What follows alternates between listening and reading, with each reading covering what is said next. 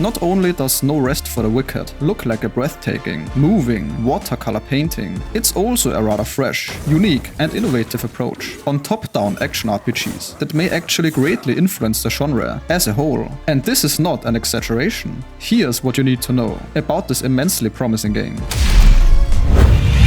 Moon Studios, the developers of Ori, made it very clear that they don't want to bring us another action RPG. They want to bring us the action RPG, even though the opening may seem like something you have seen so many times before. You are stranded on a mysterious island, surrounded by secrets and danger at every turn. This may sound generic, but for this game, for once, it's not just a marketing phrase. This game combines skill-based combat with deep world building and exploration in a handcrafted environment. Thank the gods, these developers knew handcrafted content is the way to go here, since world building, exploration and combat are heavily inspired by the Souls series, and it wouldn't be nearly as exciting if the maps were just randomly generated, uninspired, repetitive and unauthentic areas. Every inch of this map is made by talented designers. This is certainly the hard route to go, but the result is miles better than what procedural generation could offer. You control your character with WASD, again much better than the usual point-and-click approach that often leads to many mistakes. Combat in this game is hard. It may not be just as hard as Dark Souls or Elden Ring. We don't know enough to say this for certain yet, but it definitely is very challenging, and you will die.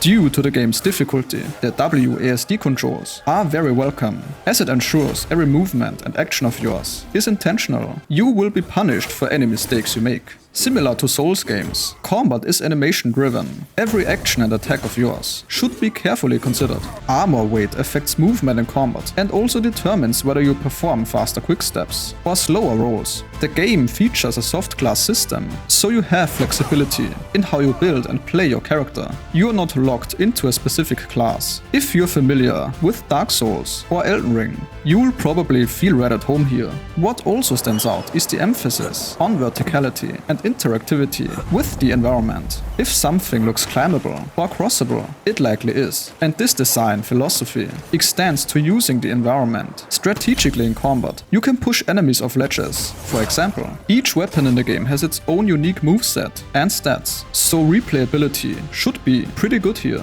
The game also features a parrying system, where you can block incoming attacks if timed correctly. Gear comes in different rarities, with common items not meaning they are trash, but rather being customizable. Rare items offer only positive enchantments. Cursed items offer powerful enchantments, but come with a downside, while unique items provide enchantments handcrafted by the developers themselves. Your home base in the game, Sacrament, is kind of like your personal project. You can build it up and customize it, which is a cool side activity alongside the main quest.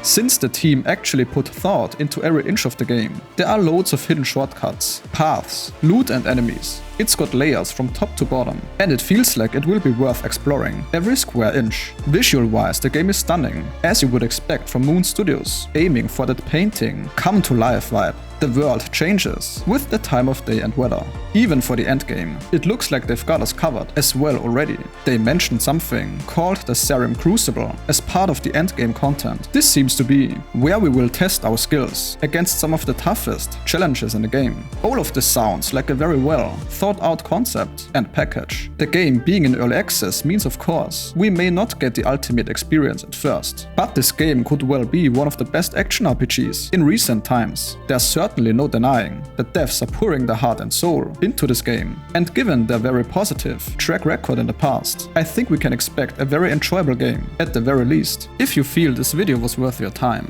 a like is appreciated.